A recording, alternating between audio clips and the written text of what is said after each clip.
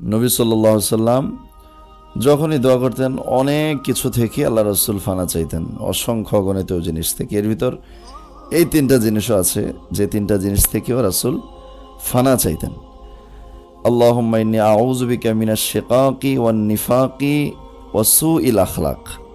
এক, হে আল্লাহ, আমি আপনার কাছে মিনাশ শিকাক, ঝগড়া বিবাদ, মারামারি থেকে, হানাহানি থেকে, মারামারির ফাসাদ থেকে আপনার কাছে আমি ফানা চাই, আশ্রয় চাই। 2 নম্বর, ওয়ান নিফাক, মুনাফিকি থেকে আপনার কাছে আমি আশ্রয় চাই। নেফাক থেকে, অন্তরের নেফাকি থেকে আমি আপনার কাছে আশ্রয় চাই। মুনাফিকের আচরণ, মুনাফিকের খাসলত থেকে, এই অন্তরে মুনাফিকের খাসলত থেকে আপনার কাছে আশ্রয় চাই। 3 নম্বর, ওয়াসুইল আখলাক, দুশ্চরিত্রতা